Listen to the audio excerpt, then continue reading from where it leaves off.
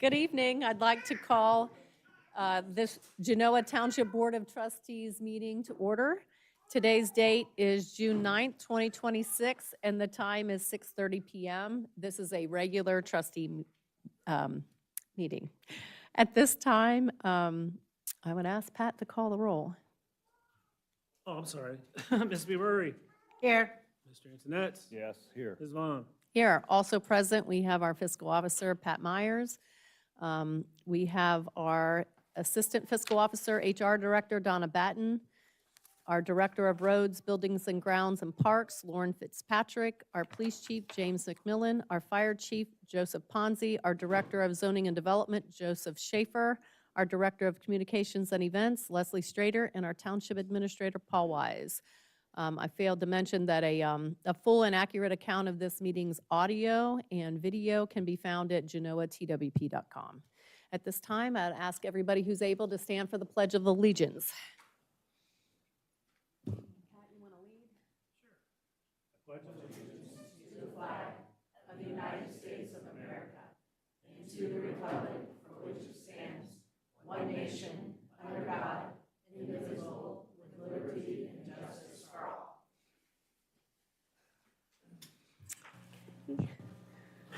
All right. I think we're going to, you have agenda changes? Yes, there's times when residents come and they expect to see things on the agenda. As a courtesy, we put things out a week in advance on our website. But since that point from last week, there's been some changes on the agenda. I just want to highlight those in case they're here to see certain things on the agenda. There probably won't be a resolution tonight for the fee schedule, but mostly just discussion for the police department. The Rumpke contract extension has been removed. The prosecutor's office has not prepared any resolutions for that yet. It's a work in progress. And added to the agenda this evening is a zoning item, acknowledgement and schedule of a public hearing for the Mariluna final development plan. That's all. Okay, thank you. I'm going to turn it over to Chief McMillan.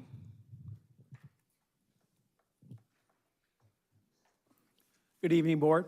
So appreciate you moving some things around and letting us go first. So tonight, I'm going to request from the Board a resolution to rehire former police officer Jared Speakman.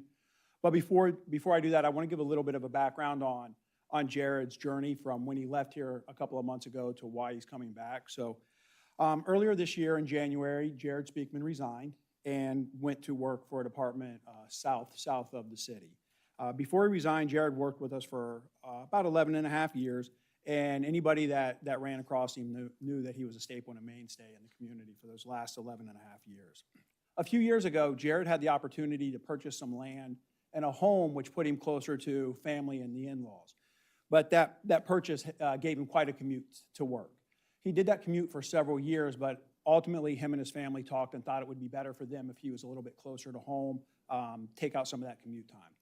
He quickly realized that the commute was one of the least parts of his problem, and that he missed the culture and the community of Genoa Township, the people that he'd worked with for the past 11 and a half years, and realized that even though he had a shorter commute, his work-life balance, his work happiness was way off. So starting a couple of months ago, Jared and I talked, and we think it'd be beneficial to all parties, including the police department, the township, the residents, and Jared, if the trustees would entertain that. So I'm going to request a resolution to rehire Officer Jared Speakman back to his position of police officer.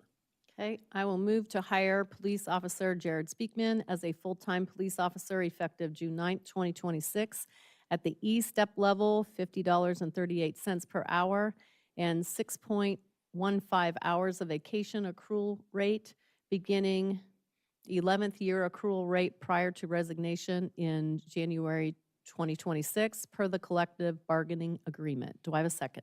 Second. Discussion. I have one thing. You talk about the commute. Can you let everybody know how far he drives to So Jared, Genoa? how far of a commute on a good day is it? It's 81 miles Each way. So on a good day, and he It's a did it long for way. about four or five winters, 4 or 5 summers, and again that's why him and his family thought it would be better to be closer to home, but He has two homes, Genoa Township and then down, This is his down work where it home. is, so, yeah. He's got quite the commute that he's coming back to, but he's prepared for it and he understands what he's getting into. Thank you. Anybody else? No. Roll. Trustee Antonetts? Yes. Trustee McMurray? Yes. Trustee Vaughn? Yes. Motion carries. Welcome home.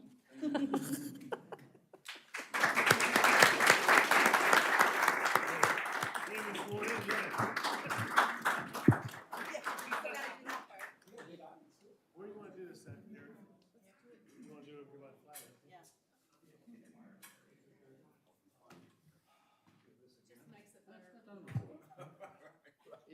All right, you ready, bud? You've done this before, we'll do it.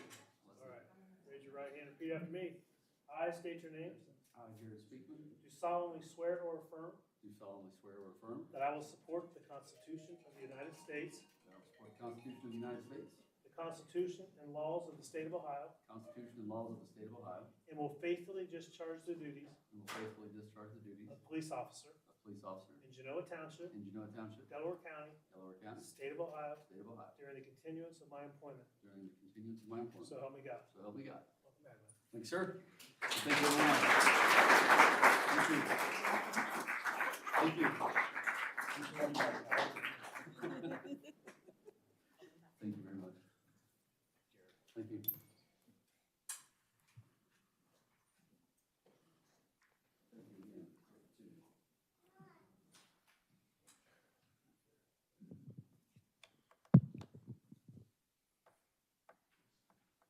All right, next I will turn it over to Chief Ponzi in Fire.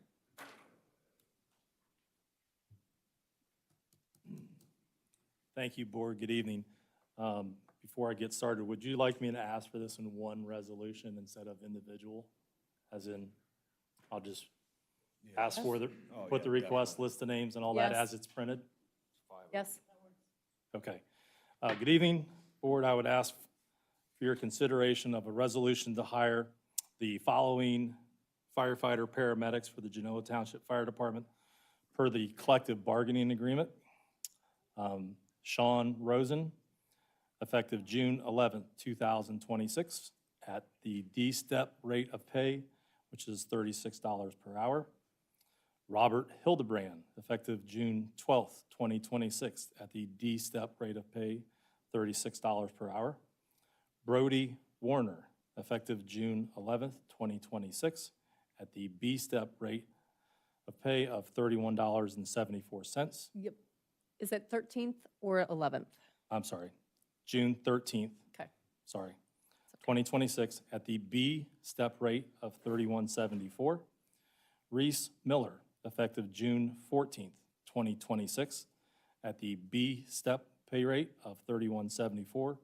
And Jonathan Smith, effective June 15th, 2026, at the A-step rate of pay of $29.61 per hour. I would ask for a resolution to hire, please. And Paul, we're going to do 5 separate resolutions. One is fine? Okay. All right. I move to hire the following as a full-time firefighter and paramedic per the collective bargaining agreement as presented. Do I have a second? Second. Discussion? Yeah, I got a couple of questions. Could you explain to the residents why we need 5 more firefighter paramedics, and where does that put you with your force? So we're currently 2 short on authorized staffing right now. We have 2 current vacancies, so 2 of the 5 will bring us up to what has been authorized staffing for a number of years. And then the other 3 will bring us up to 1 additional full-time firefighter paramedic per shift. We are right now at an operating line of if we have a person off on vacation and then someone calls off sick, we're immediately into an overtime situation. We just don't have the cushion, the amount of personnel we have on shift for what we need for staffing to respond to calls daily. This is going to allow us some of that flexibility to absorb those sick call-offs, someone on vacation, in another case, person on vacation, a person going to a training class for 8 hours of the day. We're not having to pay overtime to cover that vacancy. As soon as we allow one person off and then another vacancy occurs, we're automatically into an overtime situation. This is going to help us curb our overtime costs tremendously. Anybody else? Okay, roll. Trustee Antoinette. Yes. Trustee McMurray. Yes. Trustee Vaughn. Yes, motion carries. Thank you, board. All right. Gentlemen? This one might be a little tougher. Might take a while. We're gonna do it in mass. Oh, you are? We're gonna do all of them. one at a time. That's what we enjoy, the one at a time. You're not one reading it. No, I'm just kidding. Yeah, we can do one at a time. I don't care. We gonna do, he just said we're gonna do one at a time. It's up to you guys. I can read 5 times. It's not gonna kill me. Yeah, let them have their glory. Yeah. All right, so let's start. Jonathan Smith. I'm just gonna go in the list that they're, come over here by me. It's your one opportunity, so. Everyone make sure they get their picture. All right, here we're gonna raise your right hand and repeat after me, okay? Ready? All right. I state your name. I, Jonathan Smith, Do solemnly swear or affirm do solemnly swear or affirm that I will support the Constitution of the United States, that I will support the Constitution of the United States, the Constitution and laws of the State of Ohio, the Constitution and laws of the State of Ohio, and will faithfully discharge the duties and will faithfully discharge the duties of firefighter, paramedic of a firefighter/paramedic in Genoa Township, in Genoa Township, Delaware County, Delaware County, State of Ohio, State of Ohio, during the continuance of my employment, during the continuance of my employment. so help me God. So help me God. Thank you.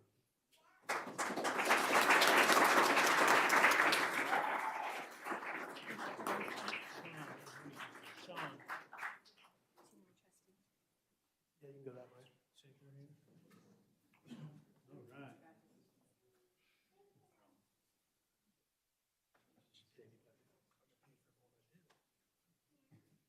All right, raise your right hand, repeat after me. I state your name, I, Sean Rosen, do solemnly swear or affirm do solemnly swear or affirm that I will support the Constitution of the United States, that I will support the Constitution of the United States, the Constitution and laws of the State of Ohio, the Constitution and laws of the State of Ohio, and will faithfully discharge the duties and will faithfully discharge the duties of firefighter, paramedic of firefighter, paramedic in Genoa Township, in Genoa Township, Delaware County, Delaware County, State of Ohio, State of Ohio, during the continuance of my employment. during the continuance of my employment. So help me God. So help me God.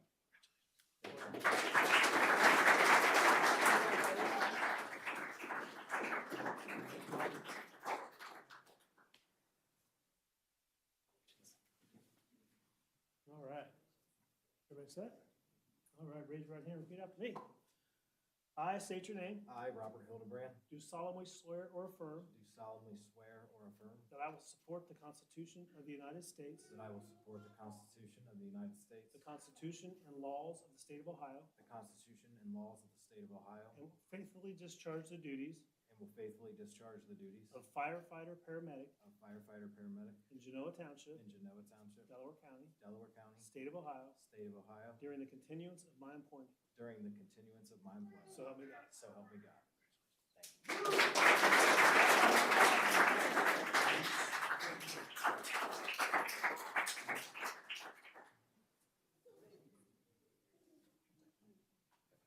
All right.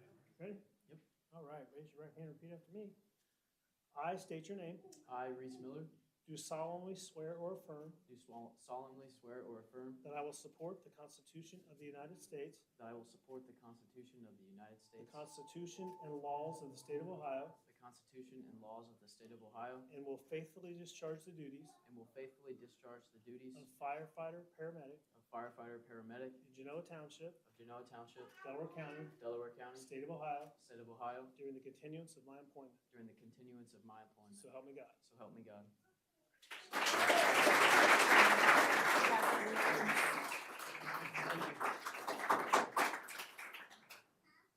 Last but not least, Brody. All right. You ready? Ready. All right, ready. I state your name, I, Brody Warner, do solemnly swear or affirm do solemnly swear or affirm that I will support the Constitution of the United States, that I will support the Constitution of the United States, the Constitution and laws of the State of Ohio, the Constitution and laws of the State of Ohio, and will faithfully discharge the duties and will faithfully discharge the duties of firefighter, paramedic of firefighter, paramedic in Genoa Township, in Genoa Township, Delaware County, Delaware County, State of Ohio, State of Ohio, during the continuance of my employment. during the continuance of my employment. So help me God. So help me God.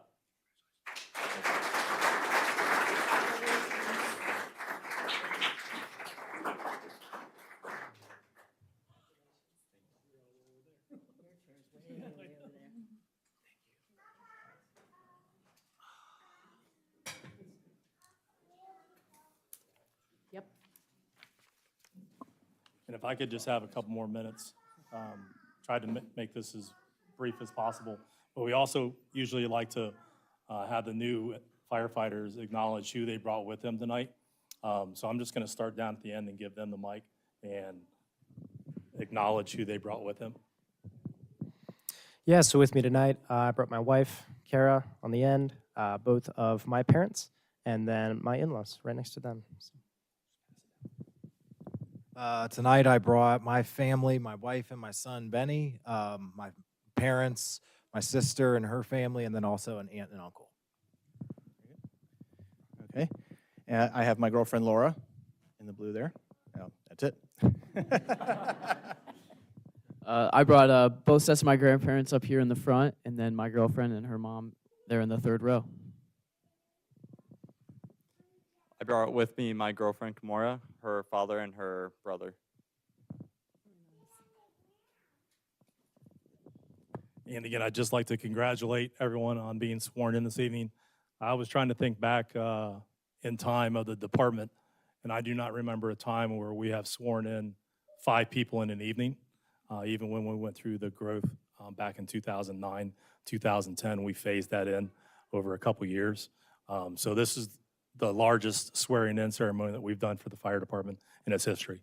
So it's a big evening for us. So congratulations, gentlemen.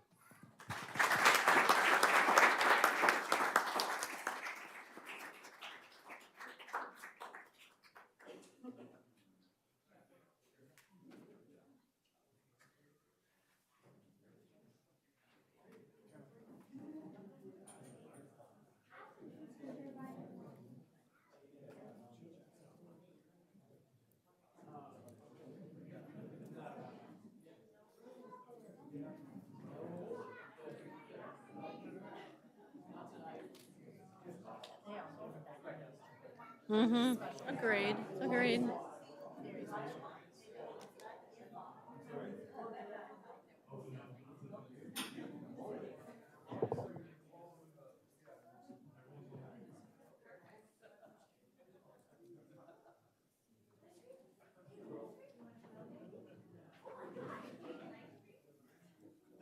You're welcome.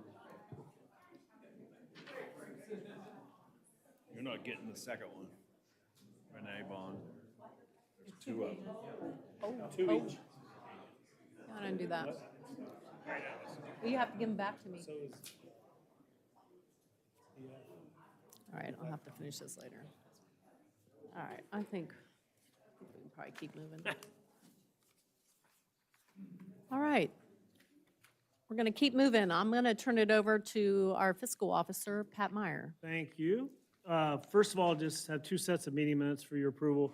The April 14th, 2026 special trustee meeting and the May 7th, 2026 regular trustee meeting. Okay, I will move to approve the following trustee meeting minutes, April 4th, 2026, April 14th, 2026 special trustee meeting, and the May 7th, 2026 regular trustee meeting. Do I have a second? Second. Discussion? Roll. Trustee Antonetts? Yes. Trustee McMurray? Yes. Trustee Vaughn? Yes. Okay, next I have the financial for you, for your review at the end. I'll give you the balances and you guys can sign off on them or review them if you haven't already. So total balance of $32,549,579.92. That is our primary account of $10,419,108.85. The investment at Fifth Third are $20,182,755.82. And then lastly, in the Star Ohio account, $1,947,715.25. Again, that equals the 32,549, 79.92, and I'll have that for your signature here at the end. Two more things. First, a permanent appropriation to the general fund capital outlay in the amount of $270,000 for the fire department roof project. Okay. I move to amend the 2026 permanent appropriations in the general fund capital outlay in the amount of $270,000 for the fire department roof project. Do I have a second? Second. Discussion? Roll. Trustee Antonetts? Yes. Trustee McMurray? Yes. Trustee Vaughn? Yes, motion carries. Okay, and then the last thing I have is supplemental appropriations. I need approval for, we'd like to have approval. So $25,000 for annual operating supplies. That's an adjustment to the annual coming out of capital outlay. And then the fire department, $15,000. That's an installation cost for repair and maintenance on the insulation. And then general fund, the window project for the administrative improvement of sites of $16,374.40. I will move to approve the following supplemental appropriation amendment as presented. Do I have a second? Second. Discussion? I have one. What was the police for? 25,000? When I created the budget, sorry about that. When I did the budget for 2026, I had used a template from my predecessor and was looking at different things. And I put money in what is titled Machinery, Equipment, and Furniture Fund. I talked with Donna in Finance, and we were discussing what that fund actually was for. It's a capital purchase fund, not to be used on day-to-day operations. And when I had used it and had seen what the title was, I thought it was part of our operating fund, so I put money in it. And Donna said we really shouldn't spend it. So what I'm requesting is to get it out of that capital purchase fund and back into a standard operating supplies fund to spend it how we had originally seen. So it was allocated, just not in the right category. Correct. We're not asking to increase the budget, just asking to move it to a different envelope so it's a little cleaner when we spend it. Yep. Okay, thank you. Anybody else? No. Roll. Trustee Antonetts? Yes. Trustee McMurray? Yes. Trustee Vaughn? Yes, motion carries. Unless you have anything for me, that's all I have for you. Okay, thank you. At this time, I will open it up for public comment, and I would just ask that if you want to speak, state your name and address for the record.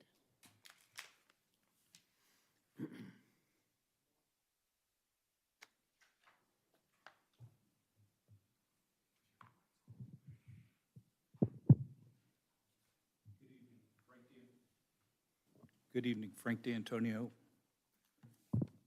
Genoa Township. There's two topics I'd like to talk about tonight. One is zoning, and the other is the proposed fee for the police department. I'd like to reserve my time regarding the police redaction fee until that portion comes up in the agenda. Is that okay? No, this is public comment.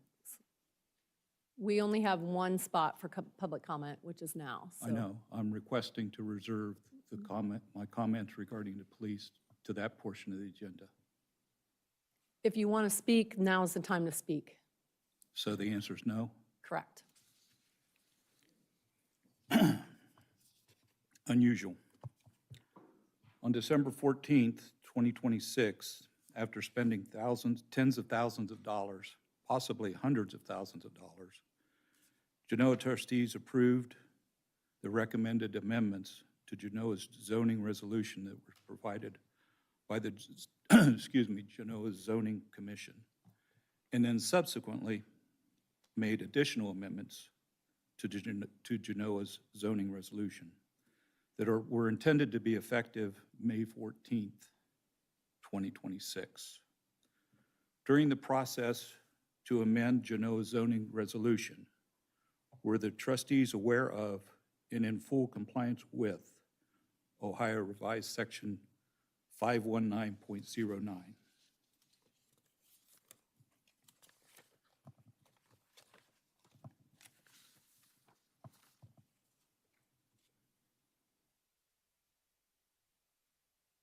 I can only tell you that our zoning attorney reviewed the document before it was approved.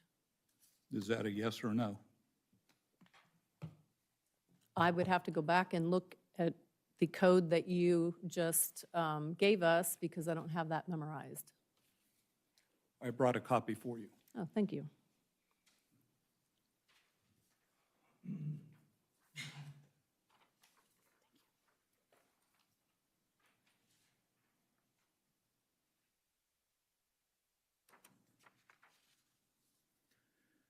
Section 519.09 states, "No change in or departure from the text or maps as certified by the Township Zoning Commission shall be made by the Board of Township Trustees unless it is first submitted to the Commission for approval, disapproval, or suggestions. Upon receipt of the recommendation of the Township Rural Zoning Commission regarding the proposed changes, the Board of Trustees shall then hold a second hearing." Did the board comply with Section 519.09? I'm not an attorney, but we were advised by our attorney that yes, it was. You did follow the You law. sent the proposed amendments that you approved back to the commission for subsequent review? We were told No, that. that's not the question. Did you send them back? That's the question. I don't know that that's required by law, Frank. According to Section 519.09 in black and white, I think. enacted April 3rd, 2025, And again, it's pretty clear. I'm not an attorney. Yeah, I'm not an attorney, so we went by the advice of our zoning attorney in the prosecutor's office. So can you give me an answer at the next township meeting? Well, I think I can probably reach out to you before the next trustee meeting and let you know. After we circle back with our council. I don't think we need to wait a month. During the second question, during the process to amend Genoa's zoning resolution, were the trustees aware of and in full compliance with Ohio Revised Section 519.11? Again, I think we can keep going through this process, but if you just give me that information, I can get back to you before the next trustee meeting. I'll give you a copy.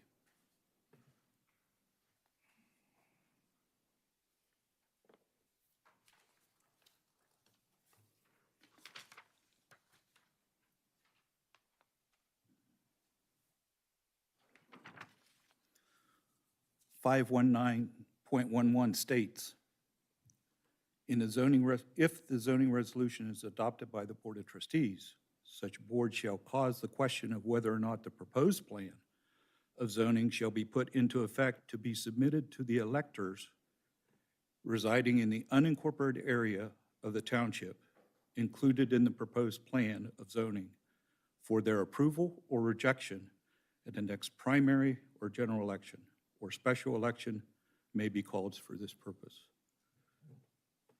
Did the board comply with Section 519.11? I'll get back to you.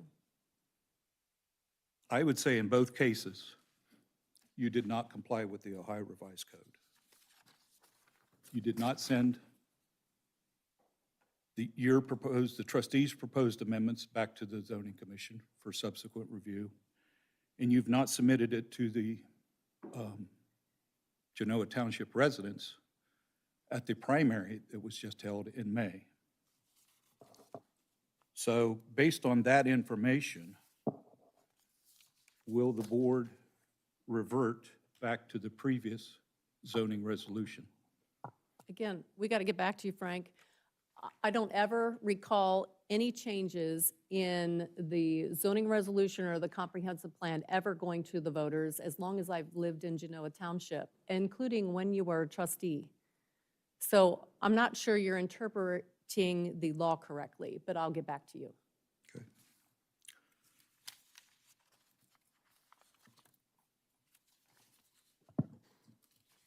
The second item concerning the proposed fee schedule for video redaction for the police department. How many requests for videos has the township received in the last 12 months? I can't answer that question. Again, I can get back to you, but conversations that I've had, it's not the number of requests. It's, and I know this is not only happening in Genoa Township, but it's happening throughout the country. And I'm sure the chief will address this when we get to there, but it's for-profit entities reaching out to police departments, asking for random video descriptions, which, because we're a public entity and we have to follow the law with public records requests, we have to fulfill, that are consuming large amounts of hours for our police department. Okay, how many times has that occurred in Genoa Township in the Again, past 12 months? I can't answer that question because I don't have those details. Can the police chief answer that question? I'm sure we'll address that when we get there. So you can submit a public records request for that. We do document that. I just don't have that information in front of me.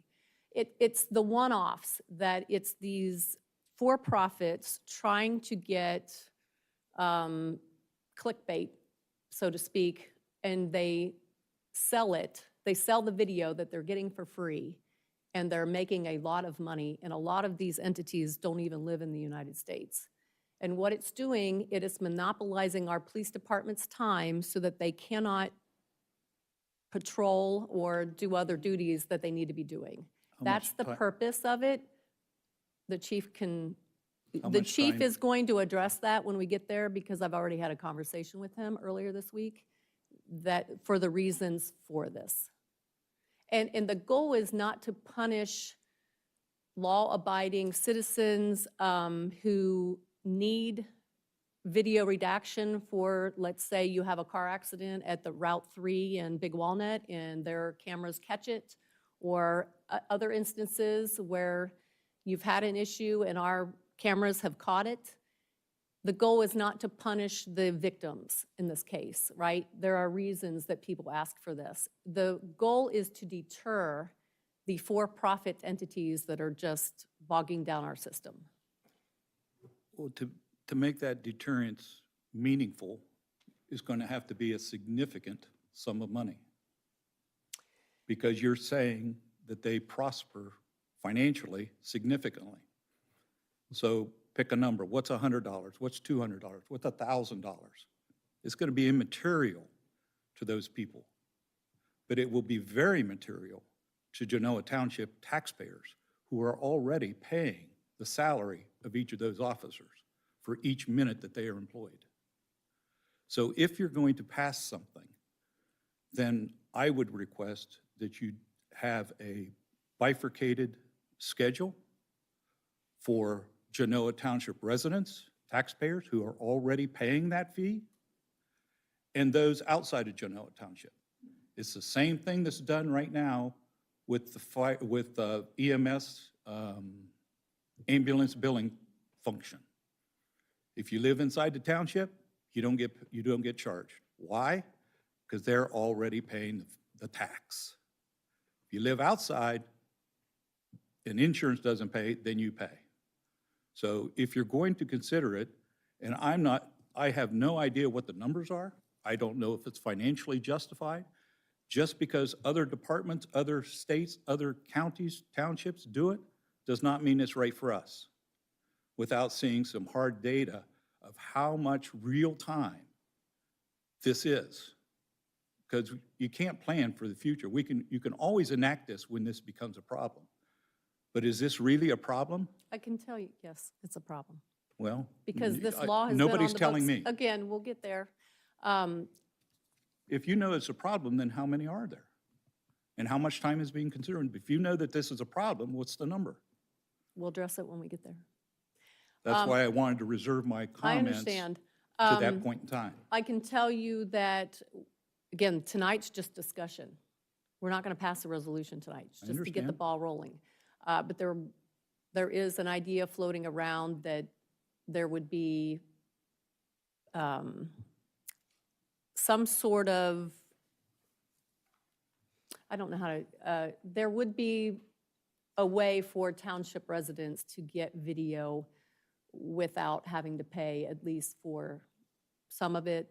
That, again, that's up for negotiations, where I agree I don't with you. understand why they would pay for anything. I Because they're agree. already paying for it.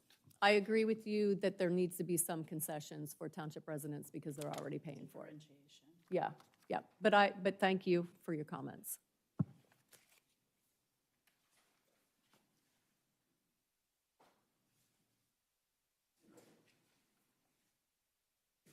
John McHale, do I need to state my address because the last gentleman did not state his address? Oh, thank For the you. record. So I'm in Genoa Township like he is.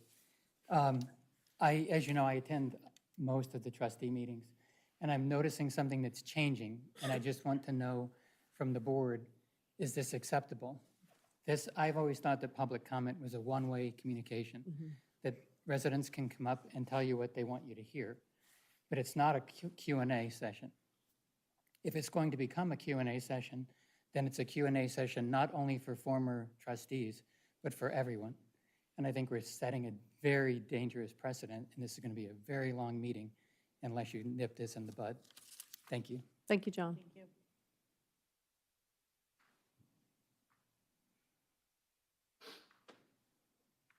you. Good evening, trustees. Mark Harmon, Dunaway Lane, Board of Zoning Appeals.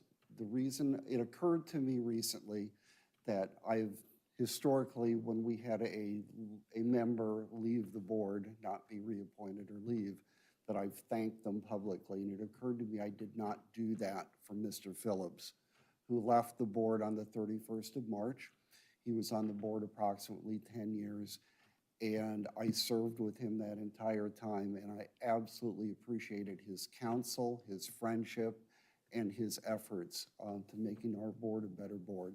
So, thank you. Thank you. Thank you, Mark. Anybody else?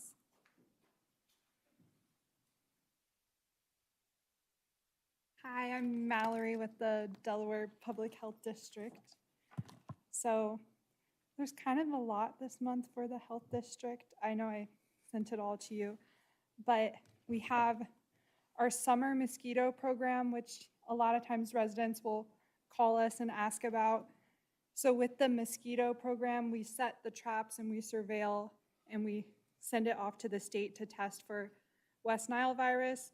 We only will spray an area if there is a positive West Nile virus, and residents who don't want their property sprayed can fill out a form online and say, hey, don't spray near my property.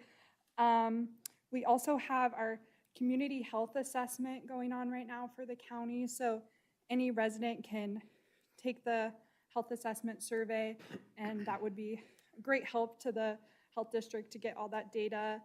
And that's on our website. We have 2 tire disposal events coming up. One is July 18th and one is October 3rd. So any Delaware County resident, if you have tires you need disposed, you can take them there. It's a max of 10 tires.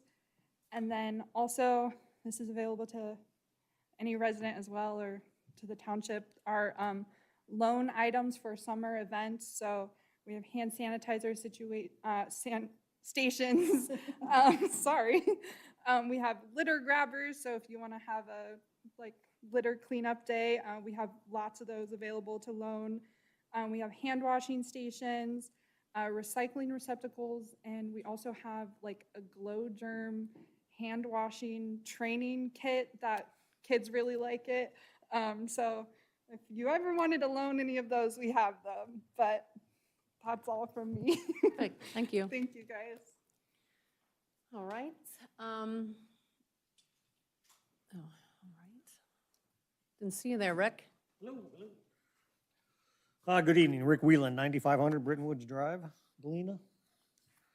Would I be able to ask if we were allowed to bring tires with wheels on them also, as far as You the can talk to her after the meeting, Okay. or after you finish. Hey, at last month's meeting on the YouTube video, are you guys aware that there was no sound on it? Yes, I did watch that. Okay. Are we aware that we have sound tonight? I don't know. Yep. He says We got, yes. is the problem fixed or whatever, so we don't run into it again or whatever? Or do we know what it was? I don't know. Yeah, we know what it was. Okay. All right. Well, that comes up at a lot of our other meetings and stuff too that I go to as far as some zoning stuff too. Even in some of these meetings, it's hard to hear you guys on those YouTube videos a lot of times, especially if you're not sitting right up next to this microphone and stuff, let alone when it's not on for us and stuff.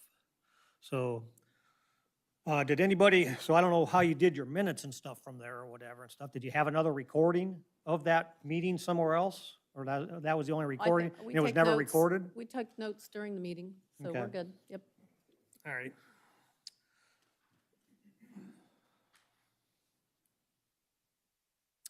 On that, on the YouTube video, there's nothing turned on there for comments. Is there a reason for that or whatever in our township? I don't know. Because normally, when you're a member on the YouTube stuff, you're allowed to comment on a lot of those videos and stuff. And I didn't know if we wanted to open it up to some comments and stuff like that as far as people being on there or not, so. Let's go to some road issues we have. We have our roads going on as far as paving right now. And there's one road of Cupstone Drive was just done, and I believe Lauren had a value of $48,532 estimated for that. And it turned out very nice. It happened in about 3 or 4 days. I was driving up and down Sunbury Road, doing some work and stuff up in there, so I noticed that that job was moving along very nice. I'd like to see if there's an accounting total for the actual costs on that job that we could get pretty quick, since it's already been completed, as far as total payroll, the equipment used, fuel for that equipment, all the materials, the quantities of materials that we used, pretty much a detailed list of what that job cost to do.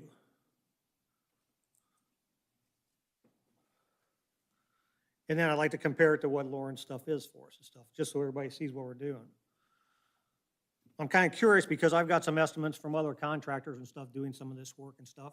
And from what I see, if Lauren's stuff comes in what it is, we need to be celebrating a lot of stuff here. So I'd like to confirm it if I can. But I don't know if we, and I didn't really want to have to try to get a public records request for each one of those items. So if it's possible to get a detailed list on that, plus follow up on the other roads that we're doing and stuff too. Let's see. And the only other thing I've got, we do have some roads going on right now over in Mark's neighborhood. It's called Bull Rush Court. It just had some milling and stuff done to it. I'm gonna give you some pictures on it.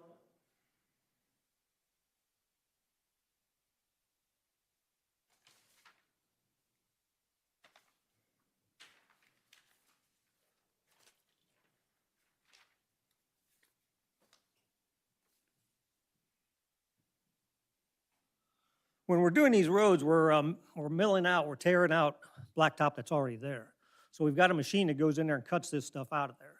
And we're supposed to be putting in, I believe, even 2 inches of asphalt back in there, compacted to 1.5 inches, or 1.5 inches of material, compacted probably down to 1 inch. As you can see from some of those photographs there, our milling machines are not cutting enough ground out up against the concrete curbs. So what's happening is the guys are going over there. I don't know if this job's 100% done. I know both streets have been milled and stuff. There has been no pavement put on as of yet today, I don't believe. But if we need to research this stuff and make sure that we're getting the proper depth and stuff on this stuff, I'd like to catch it before this gets going too far on the rest of the stuff this season. Like I said, the stuff over at Cupstone Drive turned out really nice. That's out in the country a little bit more. There's not concrete curbs and stuff there. As you can see from those pictures there, you know, you don't even have a 1/2 inch in some of those areas of new material going on there. So if that's the case, it's not going to hold up for us. And I believe we're counting on these roads to last close to 20 years.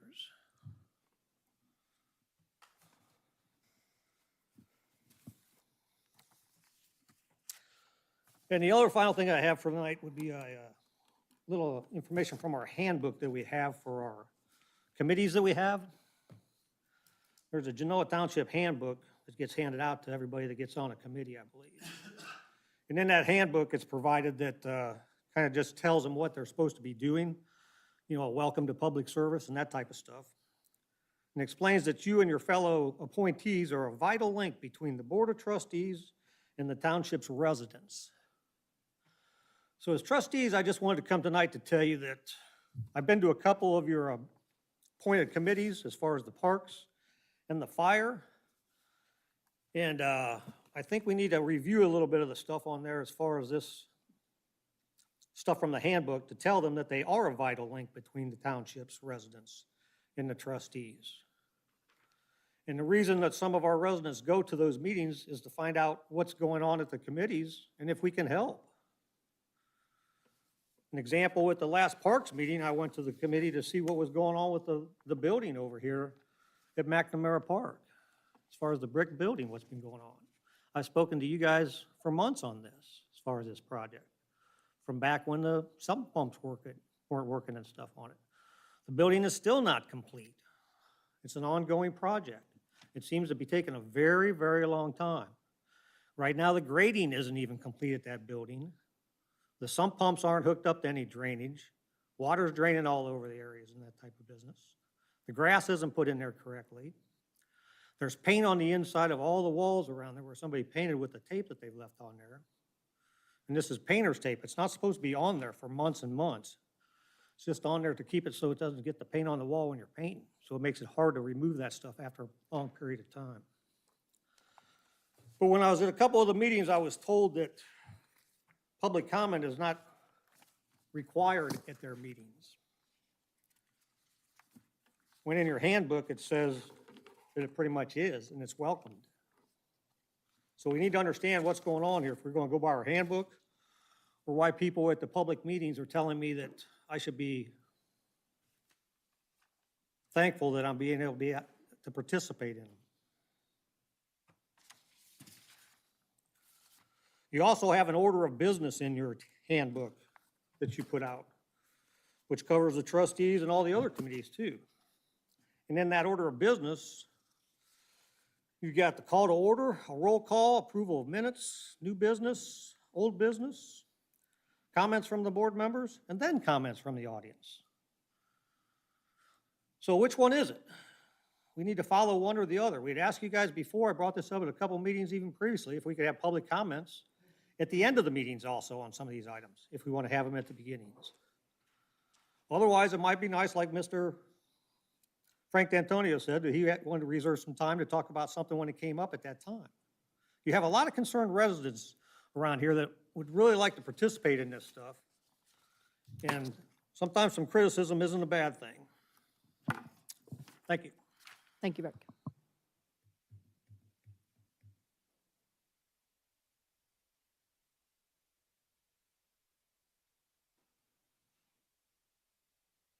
Thanks. My name is Jeremy Russell, live on Hawksbeard Drive. First time to come to one of these meetings, pretty exciting, interesting, so thanks, trustees, yes. You picked a doozy. That's what I did, yes, exactly. And I don't know if I'm the right time and place for this one. I had tried calling the office and just didn't have any questions answered. But anyway, I had been having this idea. I moved here 3 years ago, lived around Columbus for the past all my life.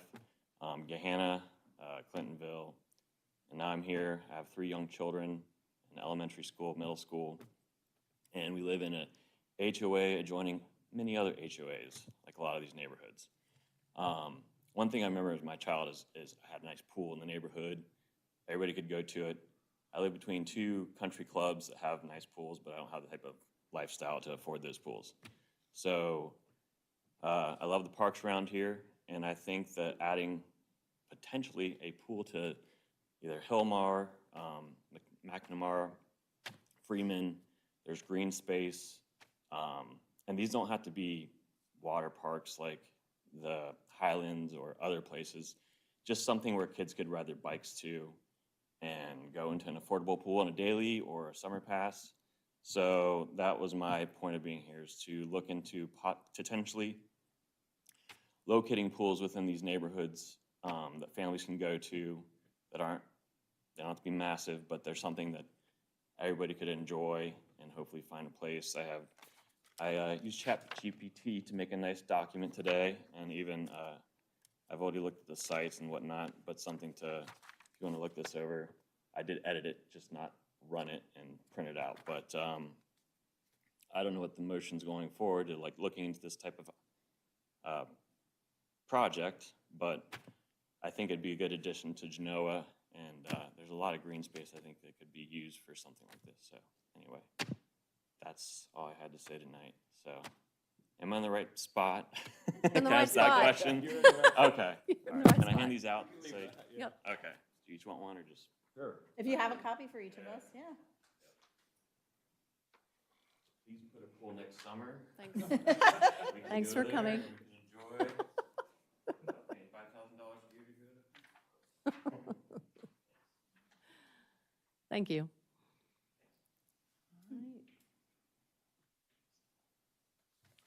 Hello, trustees. Larry Geist, 6789 Meadow Glen Drive South. I just wanted to bring up something. I'm sure I'm preaching to the choir here, but I guess I'm getting old too, but I've been walking on the paths a lot lately, and these e-bikes and scooters are really becoming a problem. I've almost been clipped a couple times. You know, I can think back when I was a kid growing up in Pittsburgh, everyone wanted to be Evel Knievel. So we'd zip around on our little Schwinn Stingrays, but we never got going that fast. If we were able to go as fast then as they are now, I wouldn't be here right now. And I know you're doing everything you can about it. Maybe some considerations, accountability for parents maybe, for their children's actions if they're minors. I think the enforcement, I know the police can only cover so much. And in the summer especially, but I'm seeing more and more. And I'm seeing it on the trails. I'm sure you are too. I'm seeing it in at the Kroger's parking lots. They're zipping around small groups. And you know, kids are kids. They're just gonna do this. And they're going to go fast. I mean, that's just being a kid. And I know we are all do not want the unspeakable thing to happen, you know, and that's what we're all trying to avoid here. And I know we're all on the same page there. So I just wanted to share that, just some things I'm seeing this summer as I'm retired now and I'm walking around more during the day. It's not getting better. So thank you for your time. Thank you. Anybody else? Okay. I'm going to close public comment and move to trustee comments. Anyone have anything? I would just address Larry's concern and notice that I think Westerville, City of Westerville, at their last meeting, passed a resolution creating some restrictions and something we might want to reconsider. Yeah, thank you, Mark. I forgot to mention that, but you're spot on. Yeah. And, you know, I'll just echo some of the things and echo some of the things that Larry said is I've seen more and more activity too recently. We were driving down Freeman Road, coming towards 3, and we saw 3 kids. 2 of them had helmets on, 1 did not, riding like a car in the road, probably going 30, 35 miles per hour, young kids. So I do think it's becoming more and more prevalent and probably something that we as a township do need to start really looking at and digging into. I was in New Albany, I sent signs to Lauren of some of the signs they have up there. I think signage would be good, but I think we even need to go a little bit further. Yeah. Unfortunately, we have seen two horrific, 1 death and 1 pretty much. Yeah, I know it hasn't been here in Genoa, but it's been a neighbor, or a girl was killed on an e-bike scooter, and then a boy was very badly drastically injured on an e-scooter too. So it's sad. I have a couple things. Last month, we moved the meeting because of NATAT, so I just want to go over some things that we lobbied for in Washington, D.C. One was to oppose increasing the weight limits on trucks because it tears the township roads and it's a safety issue. Unfortunately, I found out that they did increase the weight limits on trucks, so we lost that battle. But we also lobbied to try to change the definition, or at least have a consistent definition of rural, because depending on which definition you looked at, it either included townships or municipalities, not even just townships, that were 30,000 people up to 200,000 people. So when you're applying for grants and it has to be rural, you're actually competing with cities. So we were successful with that one. They did streamline it to include 50,000 people, which I still think isn't rural. If you have 50,000 people in your community, I don't really see that as being rural. But slowly, I guess we can win battles over. The other thing was we were asking for continued funding for bridges under 20 feet. They wanted to reauthorize funding for that, and we were successful because a lot of township bridges are under 20 feet. They are in support of keeping municipal bonds tax exempt. There is a talk that they may make municipal bonds tax worthy, which would impact Genoa because we have a bond for our police levy. And there's questions as to if you have an existing bond, are you exempt? Is it only new bonds? But that would significantly impact municipalities' budgets. So that's just something to keep in mind. And the other thing is that I attended the Ohio Township Association board meeting last Friday, and there was some legislation that was talked about. One is typically the Ohio Township Association at the end of a representative cycle, which this year is the end of a cycle, the 2-year cycle. They usually put together an omnibus bill, and we're usually pretty successful at getting some legislation passed. The last time this bill came up, we were able to change the advertising requirement for municipalities so that we didn't have to advertise in the newspaper. That's just one example. This time, they've decided to keep it light, and they're going in with a few other groups to try to band together some ideas. But some things that they're working on is getting rid of the requirement that the townships can't throw anything away without a resolution.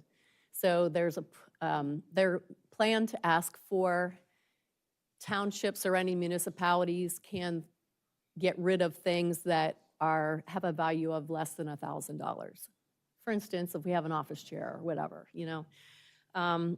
The other thing that they're looking at is, and this is, they've conceded and are only asking this for home rule townships, so that doesn't include us, that they will be able to regulate sidewalks so that you can require your residents to repair their sidewalk.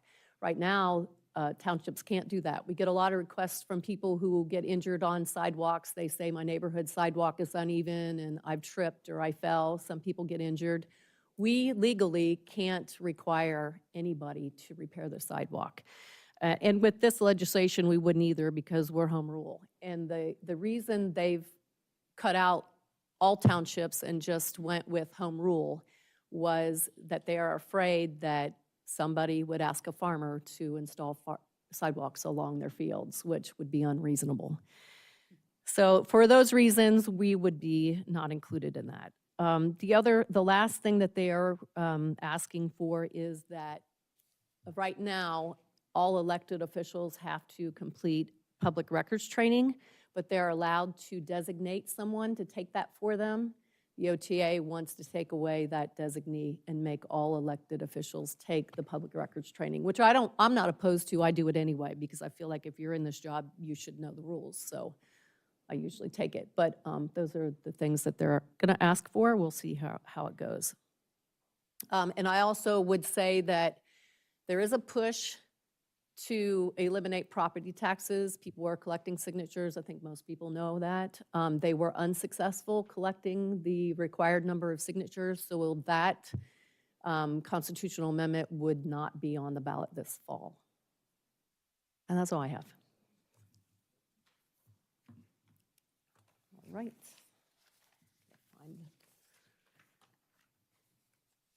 We're going to turn it over to police and the canine discussion.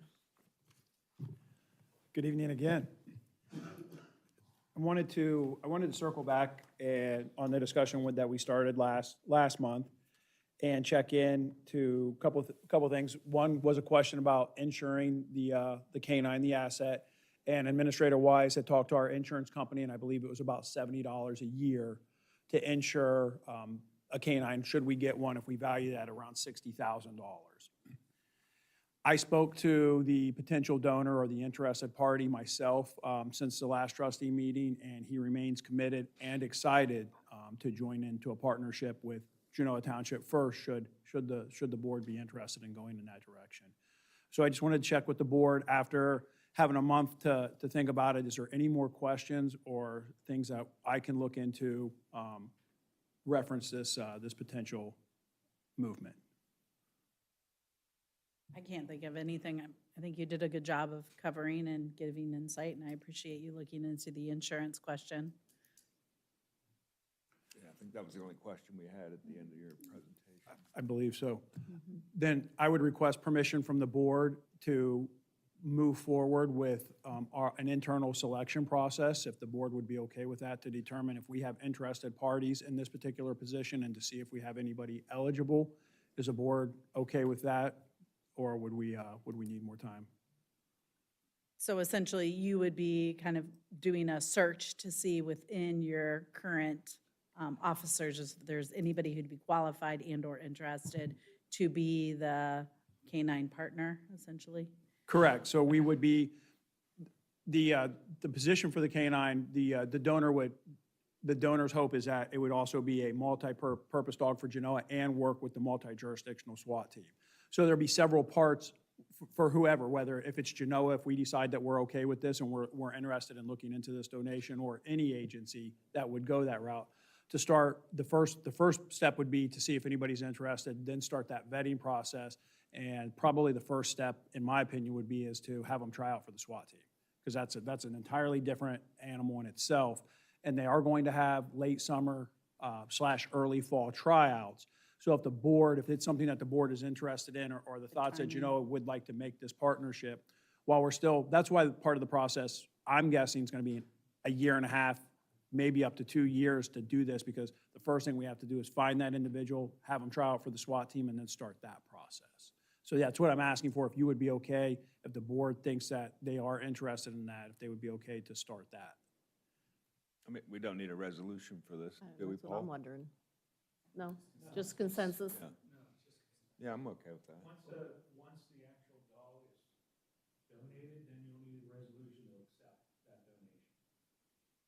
Now, I'm okay with you beginning that process. I Okay. think it makes sense, especially with the timing of the SWAT tryouts.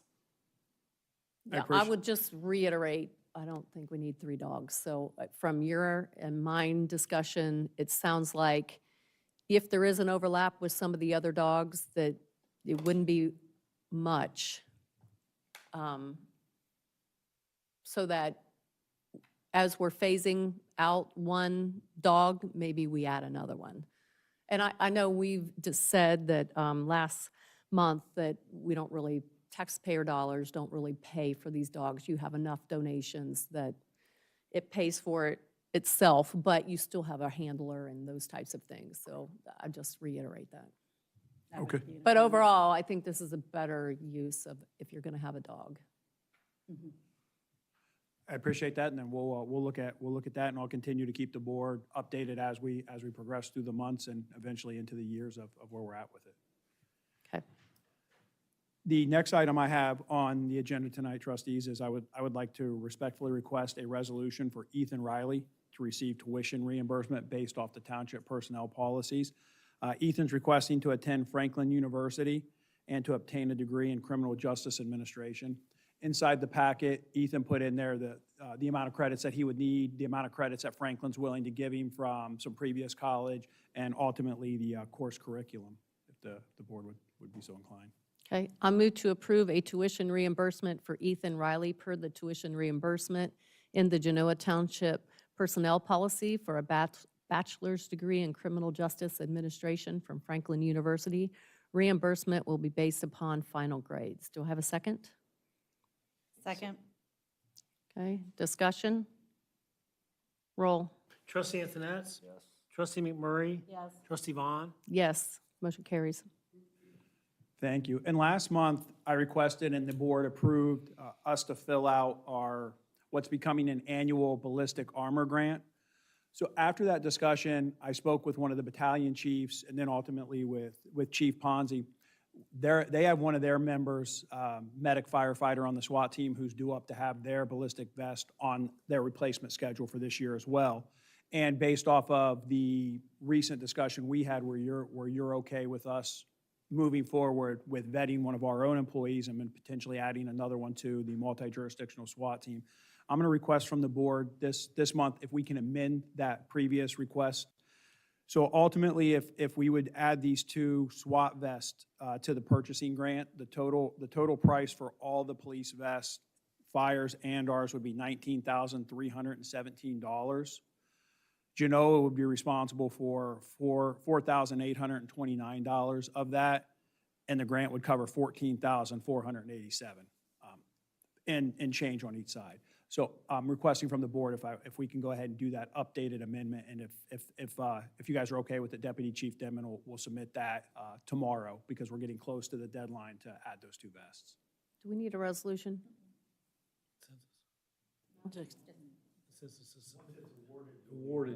Okay. Submissions. All right. But a consensus just to move forward Yep. with that amended amount. Yes. Yep. Thank you. And then the last item is the potential fee schedule or redaction charge. And as I believe it was already stated at some point earlier in the meeting, I'm not asking for a resolution today, but if it's okay with the board, I wanted to at least start the discussion to give people time to hear some of the details, allow them to have a month to go through it, and then maybe next month, if legal's done a review, we might come back with this. So if it's okay with the board, we'll have a conversation. Yes, please.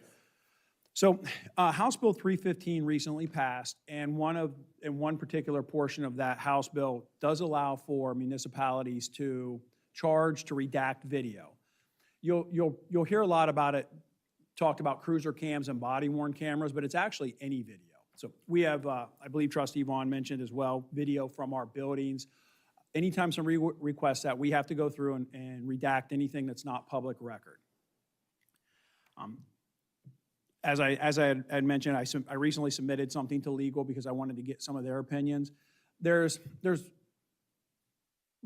legal entities have put out model policies, and they almost all mimic each other. We use their model policy with a couple of changes in there, and I'll get to them in a couple of minutes. And that's what I wanted to send to the prosecutor's office to make sure we were within our legal rights because we're moving outside of a model policy. The policy that we're sending is meant to, as Trustee Vaughn mentioned earlier, to try to deter people that are monetizing and making money off of our videos, what people deem or call social media influencers. They're not to the policy actually restricts us to where we can't charge victims and legal authorities. And I'll give an example. Earlier tonight during public comment, it was asked, numbers. What are they? And I'll give you one specific example of one individual that we've been dealing with for just this year. We have a person that regularly requests video from us, and when they request it, they're using the name of Jessica Claire. It's through email request. So far this year, they've made over 50 requests. They started out, we've tracked back through these video requests. The person started out at Delaware County Courts. They did a big records request from the Delaware County court system to get all arrests from their court system. Once they got the arrests from the different agencies, then they started moving to the different agencies, Genoa, POW, and different ones. But so far, Genoa Township has received 50 from this individual. That request has included over 100 hours of video that we have provided. So there's been more requests, but we've ultimately had 100 hours of video that we've provided to this individual. It takes our tech staff about 1.5 to 2 hours per video. So we're somewhere around 200 hours working on this particular individual's video. Our IT did a search for the IP address when it came in, and the IP address is coming back to Sweden. Our IT believed that they were using a router to even mask where it was coming from. So ultimately, Ethan Riley, I don't know how he found it, but he found one of our videos on YouTube. He went back and did a search, and that video has only been provided to one person throughout all the requests, and it came back to that, Jessica Claire. At the time that Ethan had seen the video, it had over 1.2 million views. Just that one video on that one YouTube channel. He said that the YouTube channel belongs to a male in Vietnam. So we've only given the video to Jessica Claire in Sweden, but it's come back. We found it one time on YouTube, and it's a YouTube channel coming out of Vietnam. Ethan told me when I talked to him about this, he said that most people will tell you that they earn about $10,000 per 1 million views on a video. So the one video that we have has been viewed 1.2 million times the last time Ethan checked it, which according to Ethan Riley, and I'll have to go off what he tells me since I don't get into the influencer job, is generating about $10,000. That's the type of request that we're looking to stop. So how House Bill 315 works is you're allowed to charge an upfront fee. The upfront fee has to be relative to what you're paying employees. You can't make an arbitrary number. I can't just say, I'm going to charge $200 an hour to do video redaction. It's got to be what your employees are. But what we're finding and what they attempted to stop in this particular House bill, and it actually seems to be working, is, quote, upfront fee. So we get to use our based algorithm on what it costs us to do video redaction. We submit a estimate to the requester, and they have to pay before we start. And that's cutting down on a lot of these mass sendings. So what they're doing is once they send something out and people have responded, agencies have responded, they use algorithms too, and they'll keep that in a different algorithm, which means they send more requests to that particular agency. But because they're sending out so many of them, maybe thousands, maybe tens of thousands across the country, when you send something back that states you need to pay, they just move on to a different agency. That's the type of stuff that this particular bill was meant to curb and what we're trying to do. So a couple of note points that would be in this particular resolution once we get to it is it's an upfront charge, which I already mentioned, for redaction using estimates, and you can go 10% above and below and require some more, and all that would be in detail once we submit it. A few exemptions that come right off the top that you have to is there's exemptions for fees considered of critical incidents. So ones that would be considered of public interest. What the recommendation is you actually go ahead and just redact those at the very beginning, because once they're redacted, now whoever requests them have them. So any of those high stress critical incidents. Record deemed important for transparency. That becomes my decision. If we have something out there that we think the public needs to see, we redact it, and that becomes exempt from those. Victims, their legal counsel or legal guardians are ineligible to be charged. You can't charge them, and any state, federal, and local governments. And that goes a lot further than just those couple of words, but that's the bullet points. One of the things that I added in, and the resident earlier was concerned about is our residents. So this is the one where I definitely wanted legal to look into it, because the model policy doesn't have it. We've added, and I put in as a placeholder just to have at least the initial part, an exemption for verified residents that don't already fit one of the previous exemptions, which there are several, can have up to 2 videos and 2 hours of redaction uncharged per year. And so once we have legal review that, and they determine that's a legal portion to put into it, then we can have discussion on what is the right number for our residents that don't already meet other exemptions, to not cause hindrance to people that may need it outside of victims and outside of other portions of the crime, but also stop some of this stuff where they're allegedly making tens of thousands of dollars based off of stuff that's going on to our residents. These things are arrests, these are domestic violences, these are things that, while they're public record, we're sending out to people all over the world to allow to put on whatever social media platform they want. And then because they have so many clicks and views, now they got sponsorships. And that's where they're making their money, is the sponsorships. And the more people who view it, we all see it. You jump on any type of YouTube, it's a commercial, right? And so that's what they're doing to our videos, and that's what we're trying to slow down and stop. So I'm happy to answer any questions I can that I didn't touch on while we're working through legal, but I wanted that at least to be out there for the next month or two while we have this discussion. So you talked about kind of request. How many requests per year are you getting for redacted video outside of something that would be for a legal or a public interest? So Joe Schmo, Genoa resident, hey, I want the video from the corner of 3C and, Big Walnut to see if my son was speeding or something. So you're asking, total video requests we would receive in a 365-day period? I would need to ask Ethan that, IT and video. Or even being a little bit more specific, that aren't related to some sort of legal. Several hundred, and it could be into the high several hundreds. Again, that would be, I'd have to get with Ethan. Sorry, let me wind back a little bit. Specific to Genoa Township. So Joe Schmo, Genoa Township resident. I understand what you're saying. Requesting video that is not related to, they just want How many video. times, how many times has trustee McMurray came in and asked for a Yes, random video? exactly. It's pretty rare. Okay, Generally speaking, generally speaking, your citizens don't come in and just ask for a video that they don't have some sort of connection to. so they would fall under one of those other exemptions, most likely, is what I'm trying to get at. Yes, normally, yeah, the people who are coming in and asking for X videos during a certain period of time, it's your media, it's your social medias and things like that. Okay. You know, maybe a great example would be a couple of Fridays ago, we had some random ponies running down Medallion Drive. Had a Yes. lot of interaction on Facebook, a whole lot of people wanted to comment on it.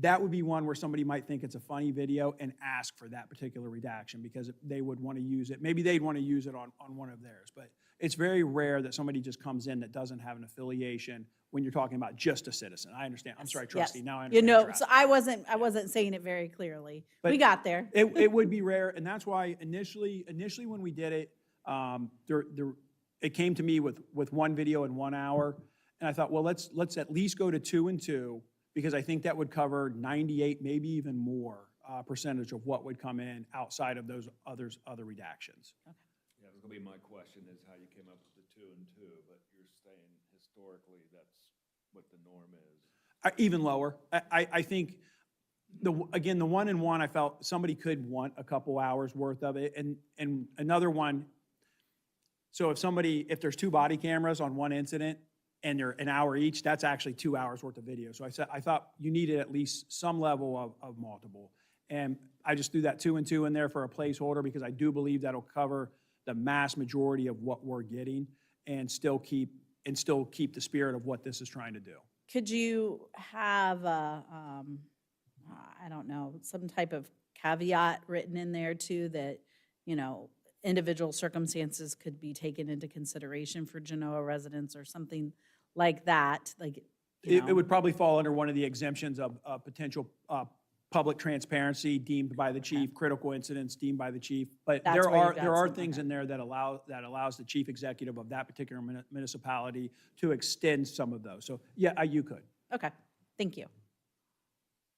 Yeah, my comment is, the goal of this policy is not to hinder transparency, right? We still want to be transparent, but we also have to protect our department. And they don't need to be spending 100 hours redacting video for somebody who doesn't live here and really doesn't need it. And I don't remember the exact date, but this bill passed a while ago. So, yeah, and I'm a member of several, the Central Ohio Chiefs, Delaware, and I wasn't in that big of a hurry myself to put it in for Genoa Township because at the time, I didn't think it was that big of a burden, but just this one particular person recently has started to ramp up because particularly Ethan Riley is extremely efficient at his job. He does a great job, so he turns and burns on these pretty quickly and makes them a high priority. So now, you know, and he's honoring the law, what he should do. And now they see how quickly Genoa is returning video, so now they're just asking for more and more. So Yeah. it's starting to become more of a problem. And if you have other police departments that have this policy in place, now they're gonna start hopping to look for police departments that don't, so And you're I an was easier target. And I was told Powell, so Columbus did it, and they saw a significant drop, but closer to home, I heard Powell's recently enacted it, and their public records division said it's dropped off tremendously to get rid of a lot of those bots and algorithms to get them off because they're not filling them. We are allowed to charge up to $75 per hour, capped at $750. They did. Yeah, And that's already current, yeah. Yeah, and that's all, and that's within the House bill that says maximum of this, and this, but it should be based on that. What's that? The Ohio Sunshine Law. Yeah, that Yeah. one's sunshine, yeah. Yeah. All right. So once I get rulings back from the prosecutor to review it specifically on that spot, we added in to try to protect our residents, and hopefully in the July meeting, I can bring it back with more details and have it put into the agenda where everybody will be able to see the exact wording across it. We didn't want to add it in there because legal hasn't responded to a couple of those questions. Well, I'd encourage any resident if you have concerns or ideas, please reach out because we're open. I will say as well, on some of my larger requests, I have asked for the money up front. and residents have paid it. Obviously, different between paper and a video, but we have done that in the past. Okay. And the one that I mentioned, I specifically focused on the video portion, but that individual, that I had mentioned the name, they're requesting a lot of other documents too. So they're also putting our police reports up online and attaching those different things, all within the confines of the law that they can do with it. So I only brought up specifically video because that's what this statement was. And if the board's okay, I got one last, it wasn't on the agenda because it came in late. Deputy Chief Denman asked me to request from the board approval to apply for another grant. It didn't make the deadline. It's a Cliff Robinson Memorial Stop Stick Grant. What that grant would do, if awarded, would give a robot that assists in deploying stop sticks. So we've deployed stop sticks multiple times successfully over the last couple of years. It's a dangerous thing. It's one of the most dangerous things you can do as a police officer. When I was on patrol, I successfully did it, and out of the 25 years I've been here, that's one of the top most nerve-wracking things I've ever done, being on the side of the road when a car's coming by you speeding to try to hit it with spikes. So this one you have to be, one of the caveats is you have to be an accredited law enforcement agency. Of course, we've been CLIA accredited now for about 12 years. Roughly a $10,000 value if we can get it awarded. And if I didn't mention it, it's a robot that will pull the stop sticks out across there that you control remotely from a much safer distance than trying to pull them apart. So if the board's okay with it, DC will submit that later this week as well. Absolutely. Yes. I'm in favor. Okay. Thank you. And that's it for me this evening.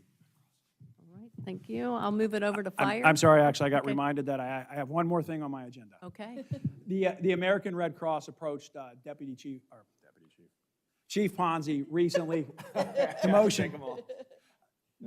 If I take up much longer, I'm getting demoted. About a potential blood drive. We used to do it in this part of the county, actually at the hall years ago. It faded off. We think maybe the coordinator had retired from Genoa, so nobody picked it up. Chief and I had a Zoom meeting with the director, and they're requesting to be able to use our facilities. Chief and I think that the PD has a great setup for what they need and willing to utilize that if the board's okay with it. We just wanted to check in before we started scheduling and making things public to do a blood drive. And it used to be called Guns versus Hoses, but they've changed it to Battle of the Badges. So if the board's okay with it and we do it, and you come donate blood, you can check if you're for fire or for police, and we'll see who gets the most. We just put out both arms. 50-50. Okay with it? So, yeah, I'm sure they can try to take double. It's funny. If the board's okay with it, then we would love to partner with them. Yep. Yeah, it's a great opportunity to give back and also to engage the community, so. Not seeing anybody tell me I got anything else, I'm done. Thank you, board. Okay, thank you. Chief Ponzi? Good evening, board. Just two things. Pardon me.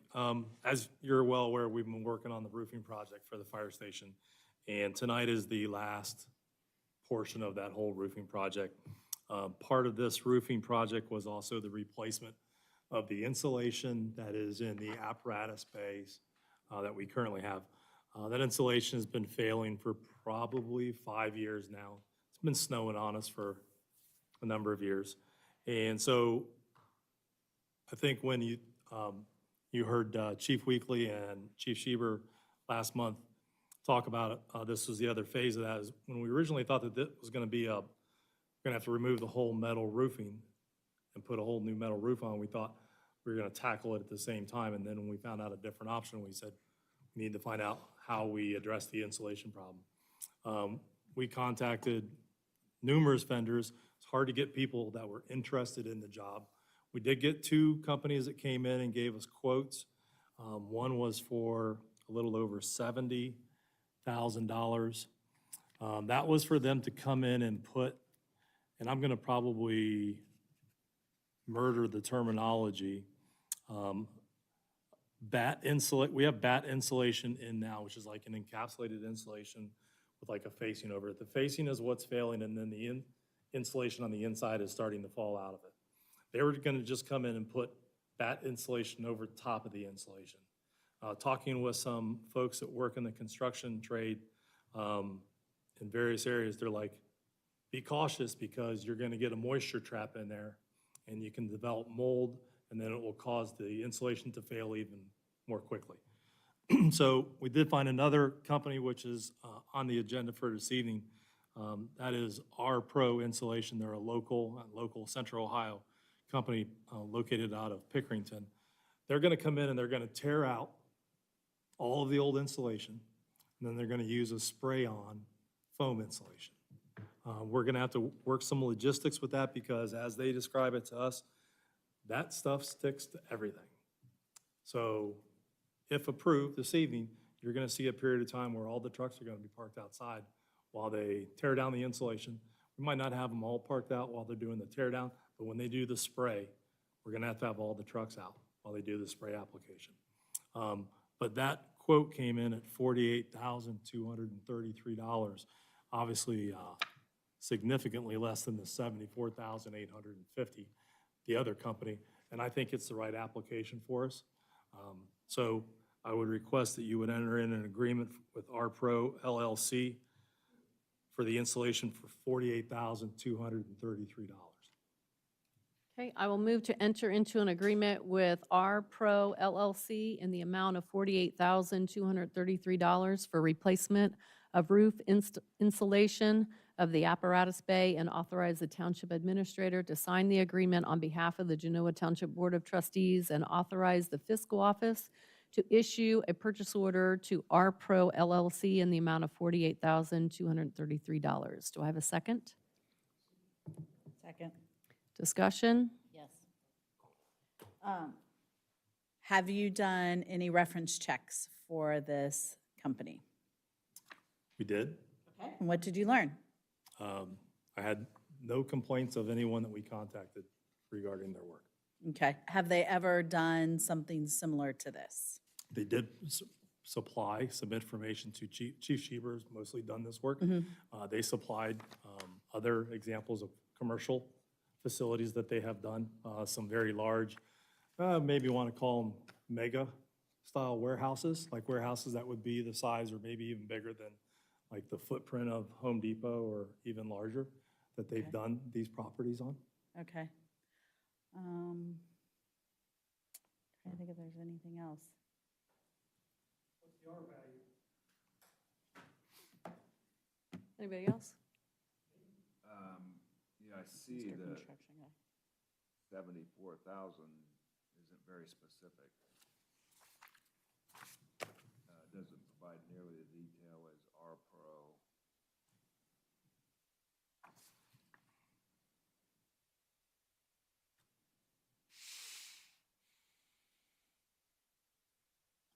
How long did they say the project would take? 2 weeks. 2 weeks, so the Big tear portion of that out, is the tear down yeah, of the okay. old product and then the cleaning to prep it The for surface, spray. okay. And it's going to overlap your other roof project, correct? Where they'll be working on, Shouldn't be an interference. Okay. They'll be on the outside. right, And these guys will be on the inside. So we've been working on that. Obviously, the outside guys would have started this week, but with the forecast of rain, which we've seen very little of so far, they're holding. We believe, I spoke with that contractor today. It looks like they're going to move forward beginning next Monday. Again, weather dependent. So to answer the question, if I read this correctly, Mark, I think you were looking, looks like The wall is R14, R14, and this roof deck's R28. R28. Now, one thing I will say is, it's a very high-pitched roof. Those areas are heated, but that's, like, we don't keep where we park the trucks at, it's not heated to 70 degrees in the winter. All the apparatus bay heaters are set at 60. It's just to keep the equipment warm when we roll out in extreme cold temperatures. We're just trying to, we have two of the big fans out there. We turn those down to a very low speed. That helps in the winter, bring some of the heat back down to us. I would say for what we've probably been losing in heat over the number of years once the insulation started failing, this is probably going to be a good return on our investment of the new insulation. It's hard to keep heat in that space. I think the other factor that we're going to see is when we put the new coating on the roof, that's not gonna be red anymore. It's gonna be like a darkish gray. We shouldn't see as much transmitted heat coming through that red roof that we had prior to. So we're hoping a combination of the two is just gonna help in some cases. I mean, once it gets 90, it's gonna be hot out there, and it always is. But in that transitional periods, I think it's gonna help us out tremendously. I do see what seems to be an unusual requirement is that the Genoa Township Fire Department will provide necessary lifts, equipment required to reach all areas. And that includes the walls and the roof deck. Yes, Do we have that? we've taken care of that. That's all arranged.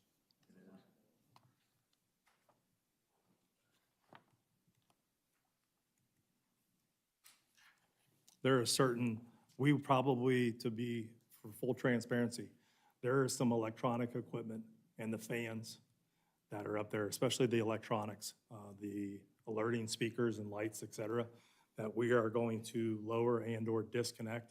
We would have had cost associated with renting a lift because we do not have one in the township that can reach those areas. We have a big ladder truck, but it doesn't reach inside of the building, okay?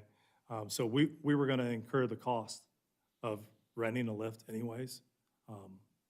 If that's I didn't consider it unusual. I mean, I also don't do roofing.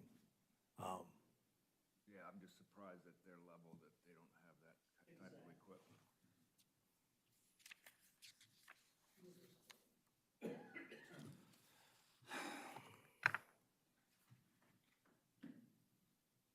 Anybody else? Where's this money coming from? General fund, General fund? yes, sir. It's all part of the, Resolution that we just passed. Yeah. Okay, that's all I got. Anything else for me? Mark, would them not having the equipment, does that raise red flags with you? Is it, A little bit. I mean, it seems like this is what they do, and they're doing buildings the size of Home Depot. I'm shocked that they don't have it, or maybe they just, we're providing it and they don't, so they'd be duplicating costs. I did not, I'll be honest with you, I didn't think it abnormal. And we said, okay, we'll arrange to have the lifts here, and we've made those arrangements. In my opinion, if they have to rent the lift anyway to unhook and rehook up their equipment, does it matter if they have a lift or not? Because we're gonna rent one anyway. no, he's just saying from a, if they truly are a business that Oh, I does this understand kind that. of work, they would have the equipment, or they would already have, okay, we rent it from, you know, equipment rental. another job, and they're asking us to provide it so they can do the other job. Well, I would think that they would clarify that.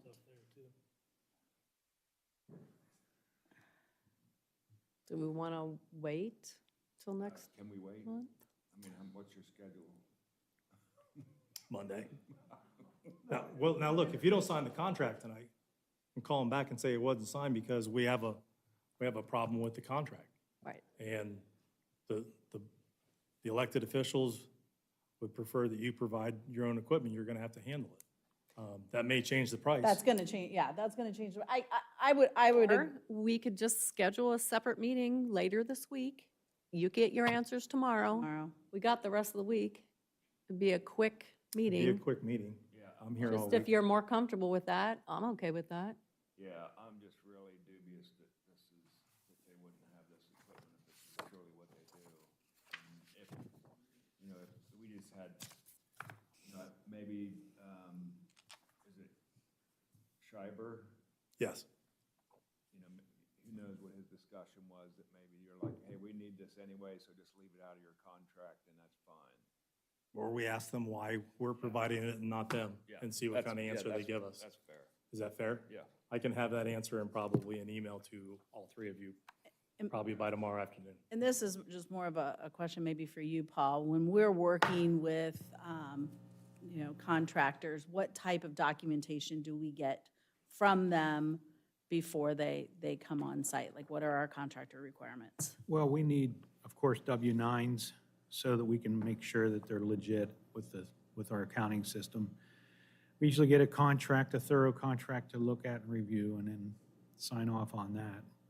Then we look, obviously, we're checking bid amounts against one another. Do we look at their insurance? Yeah, They're obviously, they're supposed to provide that to it as part of that. okay. Make sure they Yeah. have coverage in case someone falls. Yes, yeah, I would say that. And then I would say too, if we are renting the equipment, that liability does not come back on us for them utilizing equipment that, please stop, please. It's very distracting. That liability would not come back on us because we are the ones renting the equipment. Therefore, essentially, it's our equipment that they're using. So those would be, I would seek some clarification on that too. And if I may just ask for a little bit of clarification, if they say that maybe this is an undersized job, maybe most of their lifts are bigger. But if I say, my elected officials want you to provide the lifts, they say, okay, changes the quote, and I'll bring that back to you. Or I think give us an option, right? See what they say about the lift, and then. why. Yeah. Yes. Ask why, and then, yeah, give us the current iteration, and then how does that change if they provide the lift, is what I would ask for, unless 100%. anybody else has anything. I do have a question about this optional service description for 43.6.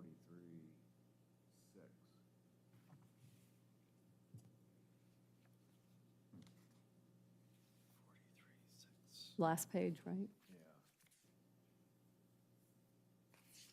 Oh, I think I see what it is. It's more insulation. An R38. Oh, if you wanted to, I do it. which is what we did not elect to do. Yeah. It's 5.5 inches, get you an R38. I didn't see that we were going to get the return of that investment being the space that we were in. no. That's not a Minute living you open space. your garages, whoosh. Correct. Correct. Which is why we opted not to do that, Mark. Do we want to schedule a meeting? You'll have your answer by the end of the week, correct? You would think. I would hope that I have the answer by tomorrow afternoon. So it may be a little difficult for me this week. You're out this week? No, I don't know if I'll be able to get away from work. Oh, okay. Well, If I can try, so, but I just. like, it doesn't have to be The an eating. earlier the better. The earlier the better. I can do Thursday pretty much anytime. Yeah. First thing in the morning. or- Yep. Is 8 too late for you? And do, Let's say 8 o'clock and. On Thursday? Yeah, on Thursday, and if I cannot make it happen, I will let you all know. I'll let you know by tomorrow. okay. All right. Does that work for you, Chief? It does. Thursday? I will make it work. Right. Okay, are we done with, So wait, we have a motion on the floor. Do I rescind that? We didn't vote, but I have a motion and a There's no second. vote taken. So it's done, Donna? even though we have a second. Thinking. If there's I no will- second, it would fail. Without the- Motion with to the second. rescind it. I make a motion to rescind the prior motion for R Pro LLC. Second. You take it. Trustee Antoinette? Yes. Trustee McMurray? Yes. Trustee Vaughn? Yes, motion passes. All right, then your annual fire report, yes, Chief? I was just jotting some notes down there. So the last item I gave you all the actual printed version, it's also in your packet, is the Fire Department 2025 Annual Report. This goes back to when we were looking to promote a needed lieutenant 7 months ago. During his interview, Lieutenant Mike Rickabaugh, who ended up being selected to be promoted, said in that interview that he had a great interest in putting this report together annually and making it available to the residents of the township and elected officials and everyone else. So after he got promoted, I said to him, I said, Mike, I said, you said this during your interview, and I'm going to hold you to it. And so he started working on it, a lot of data mining and collection, and what did we want it to look like. We were trying to do it in-house, I'll be honest with you. And even as amazing sometimes as AI is, it wasn't bringing forth the look that we wanted. So we reached out to Leslie, and like Leslie needed another project. And I said, She's the SME, so. and I said, hey, would you be interested in helping us with this? I mean, at that point, I think we had most of what we wanted to show. We knew probably some refinements, and Leslie was unbelievably enthusiastic. She's like, and I'm not being sarcastic, okay? She was like, yes, I would love to help you out with this. And so with a great amount of Leslie's help and Lieutenant Rickabaugh's pulling together all the data, we present to you the 2025 annual report of the fire department. I think how it looks in the packet is okay, but when you look at it as the actual pamphlet, I think it turned out beautifully. I think it's a great representation of the department. It speaks about what some of our achievements were in 2025, and I just wanted you all to see it this evening before it literally hits the website and starts sitting on some of the counters and different lobbies of the buildings in the township. Yeah, very nice. Perfect, thank you. Great job. So I just wanted to say thank you to Leslie for sometimes correcting us when we were astray in some visions, and then also to Lieutenant Rickabaugh for his hard work on this effort. It's all him. I kind of gave a little guidance here and there of, I want this, this is how I want it to look, and then they too collaborated and pulled it all together, so that's all I have. That was a great story. Good job, guys. Thank you. All right, Paul? Good evening, trustees. First off, not knowing trustee McMurray's schedule, we have to go ahead and post that meeting before 8 a.m. tomorrow to have a 24-hour notice. So I'm going to fine. move ahead and schedule it, Please. and then just let us know if we need to change it from that Okay. point. But, first off, only thing I have this evening is we have 3 sets of windows in the office, in the administration office, that have failed. Those are Pella windows, and we got bids to, just out of the blue, we thought, well, let's see what all the windows would take to be repaired, and we were shocked, and we're not gonna go that direction. It was way over 150,000, and we're not gonna do that. So we decided to just have the windows that are broken be replaced with the matching windows, which are the Pellas. So I asked the board to approve that resolution this evening. I move to approve a purchase order to Pella Windows in the amount of $16,374.40 for window replacements in the administration offices, and authorize the township administrator to sign the agreement on behalf of the Genoa Township Board of Trustees. Do I have a second? Second. Discussion? How many windows is that? That's 3 sets of double windows. 3 sets of double? Yeah. What are I'm trying to envision the windows over there. Do they Yeah, go like this? They're side by side. But No. It is? so $16,000 for 3 double, so 6 windows essentially. Yeah. And they're Pella now, they're currently Pella, and they don't have a lifetime warranty? No. No? Are they wood? Yes. They rotted. Are you gonna They do rotted wood? out. They're rotting out and You're gonna falling replace them apart. with wood, or are you gonna? No, it's more of a fiber material Yeah. now Yeah. that matches the wood. that they're guaranteed Okay, for so- life. Those are guaranteed for life.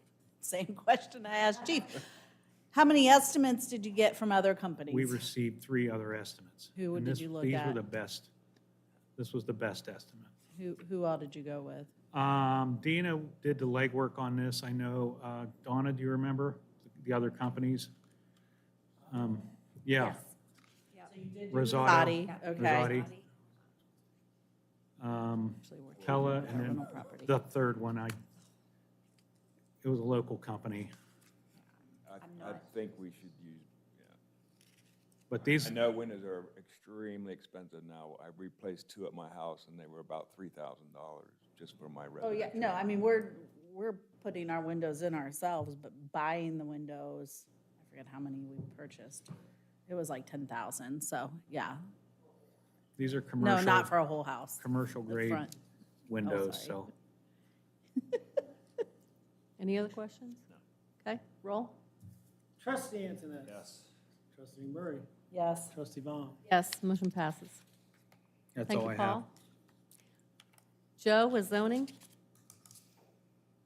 Yes, I have 2 items on your agenda this evening, and I'm going to possibly speak to 2 other things that came up prior to me coming before you. The first is entering into an agreement and issuance of purchase order to i3 ImageSoft LLC. This is for the workflow management software I've been sort of talking about for a while. I gave you a lengthy memorandum sort of spelling out the who, what, where, and why, and when. Trustee McMurray and I have worked very closely on this particular topic, doing some investigation. As you recall, my goal was actually to do this project last year with i3. However, with some of the staffing turnover that we had with retirement and then a resignation, plus the omnibus resolution that was coming online that could change a lot of how some of our forms possibly look or function, I thought it best to just hold off and punt till 26.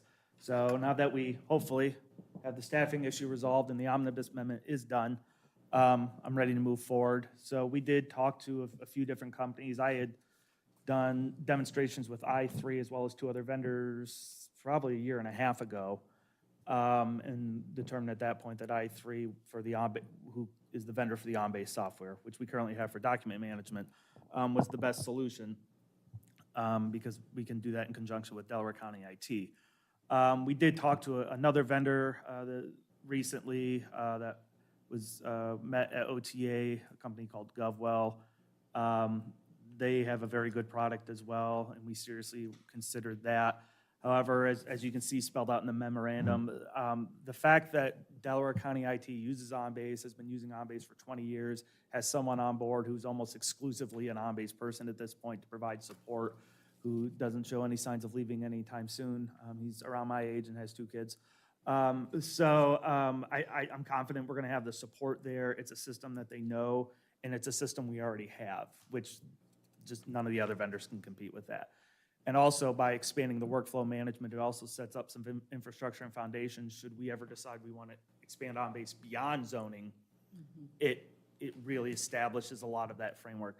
So the upfront cost is significant, $76,908.55. A lot of that is labor in coding and design of the software. The software itself and the licenses, actually, relatively speaking, is not that terribly expensive. As you can see with the most recent alternate we talked to, the upfront cost sounds like a lot, but basically this company we're going with charges you a lot up front, but then your licensing fees are relatively small, whereas the other company doesn't charge you as much up front, but the licensing fees catch up with you. So over a 5 to 6 year period, or 6 years, i3 ends up being cheaper in terms of what you've been paying out as opposed to the alternate we were looking at. And we definitely want to have this software for more than 5 or 6 years. You know, usually when you buy software, I think you're hoping to at least get 10 out of it, if not more, especially when it's workflow management software. So happy to answer any questions about the process. Like I said, Trustee McMurray and I have worked on this. We agree that this was the best route forward. And I'm sure she may have some comments, but I'm happy to answer any questions. I've been in communication with you through Yes, this Trustee Bowman and I process. discussed it as well. I can give a little bit of insight too. Joe and I met with both GovWell and i3, and I'm going to be transparent. I was Team GovWell But then Joe did some basically a financial breakdown. And the more that I understood about how this product will work, the long-term capabilities of it outside of just the zoning side of things, like if we ever wanted to go paperless with our employee files, it's something that we could explore with this tool too. So I think it has a little bit broader use than GovWell, where GovWell would be primarily focused on the zoning. You know, it is a good product, but I think this can do what we need it to do, and then some. And also looking at the cost over time, it ends up being a win. And again, it's a product that we currently use, so we are familiar with it. We would have the support from Delaware County. So there was just a lot of pluses after we started digging into it a little bit more. So I am in agreement with stepping in this direction after our research and time together. You have anything, Mark? No, I would ask, can we post this information on our website to provide transparency on what this thing does? Because it is complicated. The workflow management? Yeah. Yeah. Just the background supplemental information so people can understand. Oh, you mean the why we're- memorandum? Yeah. just Oh, yes, understand absolutely. Why we're Yeah. spending some, okay. Yeah. All right. Okay. Well, I move to enter into an agreement with I3 Image Soft LLC in the amount of $76,908.55 for on-base software, and authorize the township administrator to sign the agreement on behalf of the Genoa Township Board of Trustees. Do I have a second? Second. Discussion? I want to thank Joe and Trustee McMurray for their work on this. I know we talked in January about this. Yeah, so you've been working for several months on it, so great. Anybody else? Roll. Trustee Antoinette? Trustee McMurray? Yes. Trustee Vaughn? Yes, motion passes. The other item I had was at last night's zoning commission meeting, the zoning commission heard, or was presented and heard testimony on the final development plan application for Mira Luna, which I'm sure the board's familiar with. At the following of the conclusion of the testimony, I guess to catch people up, this is a proposed planned residential development for 150 units west of Rome Corners Road, north between Lewis Center and Plum. The rezoning for this was approved back in December 23 by the board. It took the applicant some time to work through the sanitary sewer issues with Freeman Farms and final engineering, all that, which is why there's been a little bit of delay, but they finally came back. The commission heard testimony, received public comments. There was a lot of good questions, a lot of good discussion, and ultimately made a motion to recommend approval of that application to the trustees. It was a 5-0 vote. The motion includes one new divergence added to the plan pertaining to window well location. And then they modified a couple of the prior divergences to just add some clarification regarding which street tree species list they were going to use, codifying the rights of the residents in the plan to operate under the current code if it's ever more advantageous to them, like in regards to like the accessory building exemption that we recently adopted. We wouldn't want to prohibit someone from being able to do that. And the other modification was they've changed a little bit how they're dealing with the remnant lot that's going to be on Rome Corners Road. The house actually came down that they were going to keep. They're actually going to relocate one of the other houses on the street to that lot.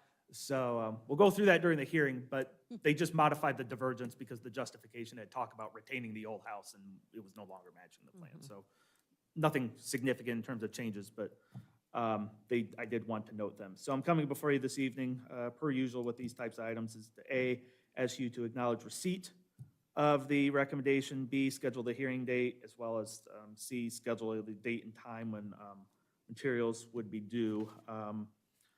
The applicant did want to have a hearing in the end of June, but in talking to Trustee Vaughn, I know she's got a scheduling conflict. I'm on vacation next week. We have advertising requirements we got to hit, and then I think the applicant has a rep on vacation right after the 4th of July. So it looks like the earliest date we're looking at is Monday, July 13th. That was originally going to be a zoning commission meeting night, but they canceled because they don't have any applications. So the room is definitely free if the board is available. I know the applicant is available that evening. So if that date works, we would just need to know that and then need to know the date you would want the materials. I suspect that they're going to be ready to have them for you probably, I want to say Dave Fisher told me June 22nd. I'm free on the I'm free. 13th. Yep, I can do that. All right.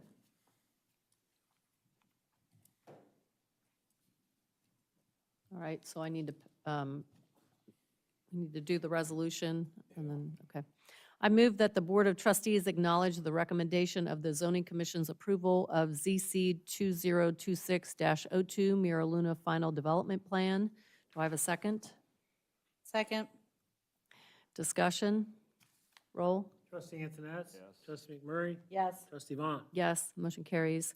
So a public hearing for ZC 2026-02 Mira Luna Final Development Plan was scheduled for July 13th, 2026 at, we want to do 6:30? We can do it earlier. Time you want it? Mm-hmm. What about you? Is that I can do 5:30. 5:30? Does that work? Yep, at 5:30 PM. All right, thank you, Joe. You're welcome. I did want to, Yep. if you don't mind, Go touch on a ahead. couple other things that came up. Regarding the audio, so what happened last month was I was unable to be here on short notice due to a family situation that came up. So Dina stepped in and Simon tried his best he could on short notice to train her. And of course, the one issue Simon wasn't familiar with was the issue that popped up for Dina. That night when she was trying to do it, I eventually got her text, but it was 30 minutes into your meeting before I saw it. So I was able to text her the solution and how to fix it, but that's why we didn't have the audio. I knew what the problem was. I knew what the fix was. Unfortunately, poor Dina, who was stressed out back there, didn't. Yeah.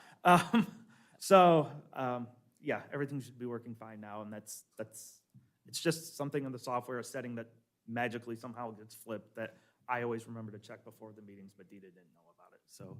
Add that to the SOP. Yes. I have a note on there about it, but the note doesn't say where you can find where to fix it. Update the SOP. There you go. I agree. So, but that's what happened.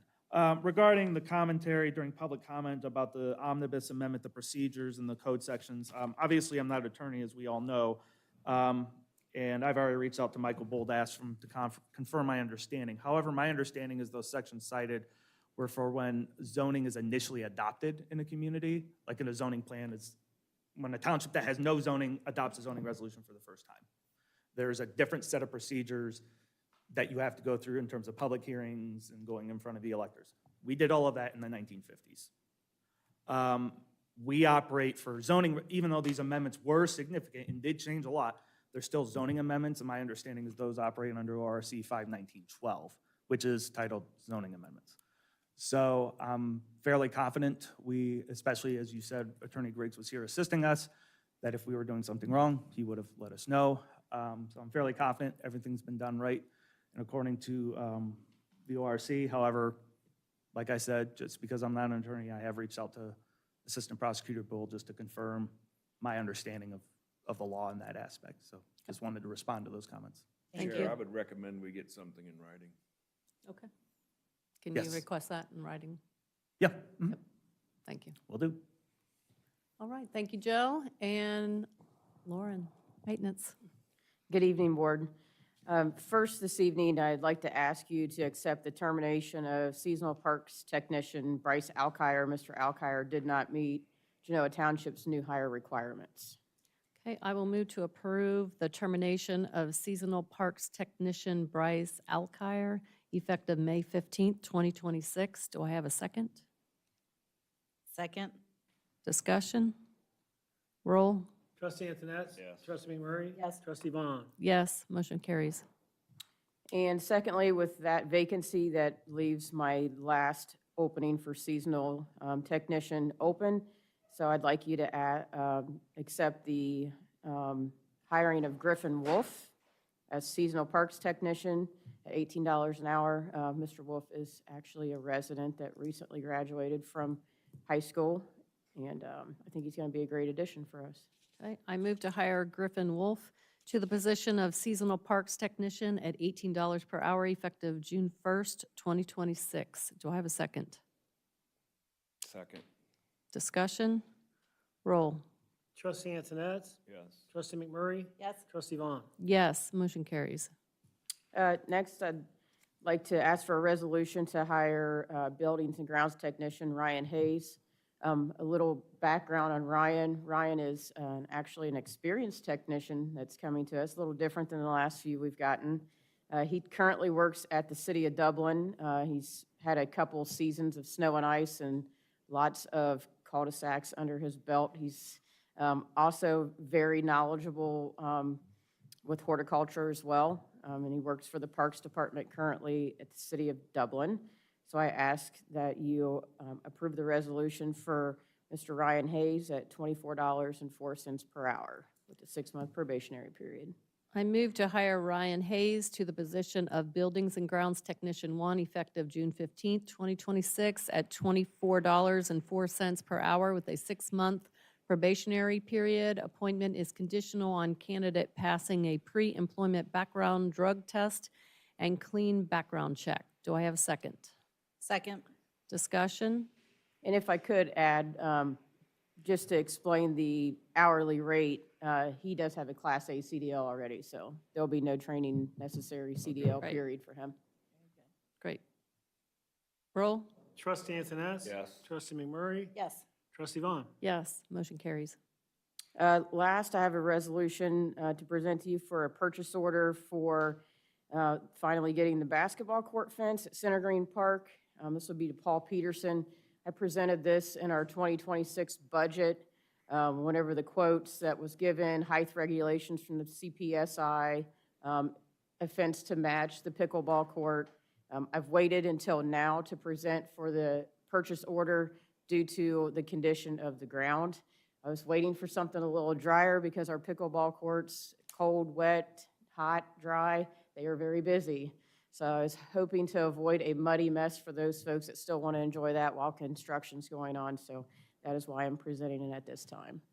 Okay, I will move to approve a purchase order to Paul Peterson Company in the amount of $21,570 for installation of a basketball court fence at Center Green Park. Do I have a second? Second. Discussion? Could you just elaborate for residents why we're doing this? We have a very large goose problem at this park. So the goose droppings, which is not healthy for the kids to have all over their hands after bouncing a basketball, we actually spend multiple days a week power washing the court just to keep it usable for our park users. So this obviously would do away with that issue of goose droppings all over the court, which is I've had pretty- residents reach out for years, residents, and they do use it. It's a court that we people get want to multiple use. calls per week, even with Yeah. power washing the court, so Yeah. Brooke may give you all a big high five after, if you pass this resolution for us. So, my question to you is, did you get other estimates or anything? Yes, now I did not get updated estimates because it's Okay. been since the It's been a beginning of the year. while, yeah. But the updated estimate from Paul Peterson, which don't tell them, it actually went down slightly. Don't tell Paul Peterson that. We won't tell them. And have you worked with them before? Yes, they are the ones that erected the pickleball court fence, so. Okay. Thank you. How does it keep the geese from flying It doesn't. over onto Well, the court? because of the width of it, it's gonna be a little more difficult for them to navigate that. They're not, they're more of a gradual instead of a Yes. helicopter, so. Any other questions? No. Roll? Trustee Antoinette? Yes. Trustee McMurray? Yes. Trustee Vaughn? Yes, motion carries. You don't have anything else you want to add to last minute? Yeah, I do. I'm Everybody gonna read announcements, but can you talk about the birthday bash? Anybody kind of fill people on and what they can expect? My PAC committee, myself and Leslie's been working on getting the birthday bash all put together. It's this coming Saturday. It's from 11 to 1. We're going to have a foam party for everyone to enjoy and get all wet and sticky and have some fun. Little Lady's ice cream truck will be there. And that will be for purchase. We'll have the area on the west side of the park blocked off for, that area of the parking lot will be for little ladies and for the foam party to keep everyone safe. Another thing we've added is a bike parade for everyone of all ages. So whether it's a bike or a stroller or a wheelchair or a wagon, whatever you want to put into the parade, we'd love for you to show off your wheels and decorate that bike or wagon or whatever you may have. We do have some nice little prizes for our best decorated bicycles for a couple different age groups. So we hope you join in on that. And we'll also have some free cake and some free popcorn for folks joining us as well. And Mr. DJ Justice will be there spinning some tunes for us. Yes, And it is at McNamara Park. You'll be glad to know the 10-day forecast, the only sunny day is Saturday. Yeah, sunny and hot, so yeah. Bring a change of clothes for your kids because they're going to be wet and they're going to want to play on my playground when they're all finished. All right, thank you. To finish out our announcements, June 17th is the Police Advisory Committee. June 19th, Juneteenth, offices are closed. June 23rd, the Board of Zoning Appeals meeting. July 3rd is Independence Day celebration since it falls on a Saturday, so the offices will be closed. July 8th is the Parks Advisory Committee meeting. July 9th is the Communications Advisory Committee meeting, and July 11th will be movie night at McNamara Park. Yep. Next trustee meeting is July 14th, and there's no more business to come before the board, so I will move to adjourn the meeting at 8:36 p.m. Do I have a second? Second. Roll. Trustee Antoinette? Yes. Trustee McMurray? Yes. Trustee Vaughn? Yes, we are adjourned.